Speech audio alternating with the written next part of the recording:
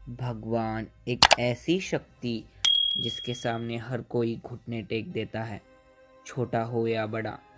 भगवान के सामने हर व्यक्ति अपना हाथ जोड़ता है।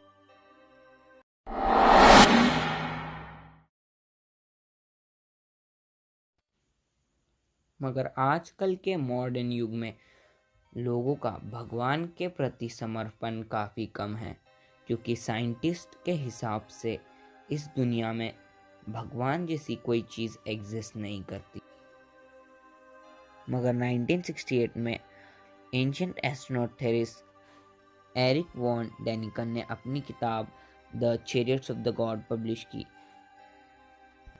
उनके लिए भगवान का मतलब कुछ और ही था। बहुत सालों की रिसर्च के बाद उन्होंने अपनी किताब पब्लिश की और उसमें एक इमेजिनरी दुनिया की कल्पना की। चलिए वो कल्पना हम भी करते हैं। कुछ 100-200 साल बाद पृथ्वी ग्रह पर टेक्नोलॉजी काफ़ी ज़्यादा बढ़ जाती है और लोग ऐसे ऐसे यान बनाते हैं जो दूसरे ग्रह पर भी जा सकता है, जिसमें हज़ारों की संख्या में लोग बैठ सकते थे। ये यान तकरीबन लाइट की स्पीड में चल सकता था और इंसानों ने इसको पृथ्वी ग्रह के ऑर्बिट में ही बनाया, जो किसी शहर जितना बड़ा था। ऑर्बिट में ही इन्हें पीस बाय पीस असेंबल करके बनाया जाता है और कुछ सालों बाद ये बन के तैयार हो जाता है। इस यान में पृथ्वी जैसी सुविधा भी मौजूद है। कुछ साइंटिस्ट और रिसर्चर्स को लेने के बाद ये पृथ्वी ग्रह के ऑर्बिट से लॉन्च किया जाता है और ये अंतरिक्ष यान एक ऐसी तारामंडल की तरफ बढ़ता है जहाँ पर एक पृथ्वी जैसा ही ग्रह होता है, जिसके ऊपर जीवन होने की संभावना है। कुछ सालों की जर्नी के बाद ये अंतरिक्ष यान उस तारामंडल में पहुंच जाता है और इस यान को उस पृथ्वी ग्रह जैसे ग्रह के ऑर्बिट में स्थापित किया जाता है।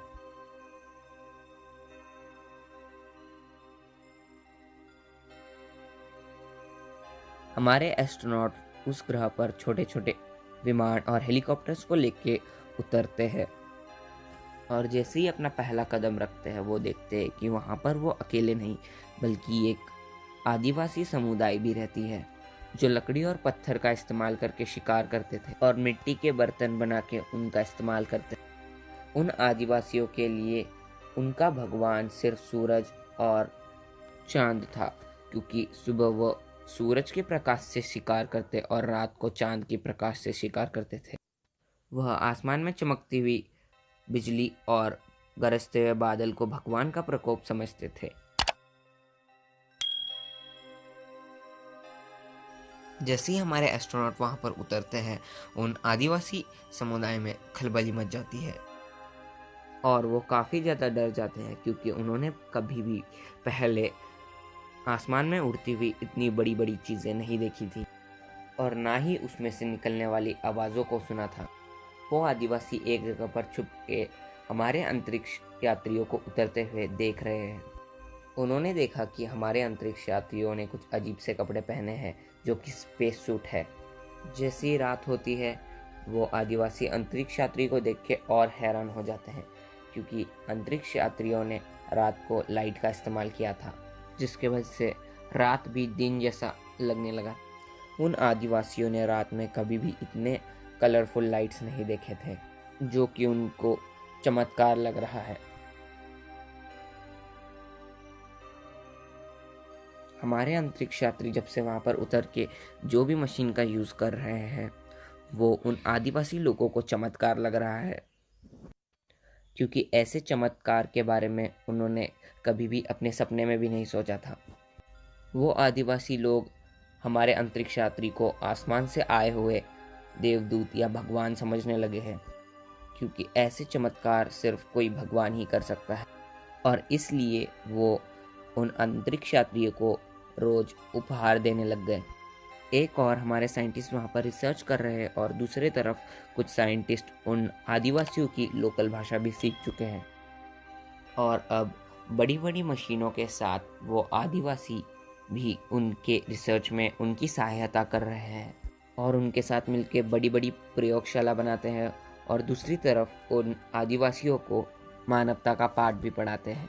और उन्हें जीने का तरीका भी सिखाते हैं और उनकी हर वो सहायता करते हैं जिनकी उन्हें ज़रूरत है। हमारे अंतरिक्ष यात्री उस ग्रह पर अपना मिशन कंप्लीट करते हैं और अब समय है अपने ग्रह वापस लौट जाने का। अंतरिक्ष यात्री उन लोगों से ये प्रॉमिस करते हैं कि वो उन्हें दोबारा मिलने ज़रूर आएंगे। अंतरिक्ष यात्री उस ग्रह पर अपने द्वारा किए गए कामों के निशान छोड़ के आते हैं, जिन्हें उन आदिवासियों की आने वाली पीढ़ी ही समझ पाएगी जो मैथ्स और साइंस में उन्नति हासिल करेगी।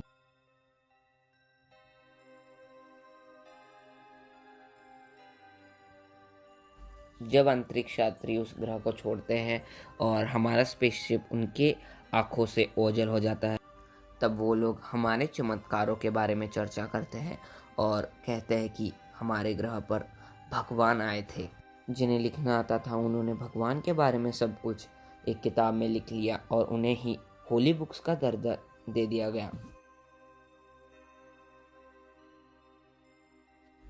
समय का पहिया घूमता गया और उस ग्रह पर हजारों सदियां बीत गई।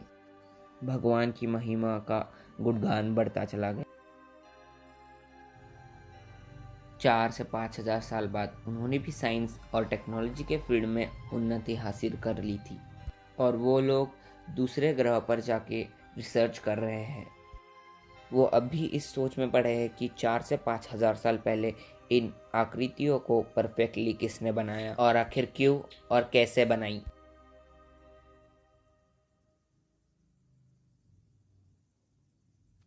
चलिए अब अपनी काल्पनिक दुनिया से निकलकर अपनी असल जिंदगी में आते हैं और एरिक वॉन डैनिकन की इमेजिनरी दुनिया में के आदिवासी अगर हम होते तो क्या हमारे साथ भी कुछ ऐसा ही हुआ है।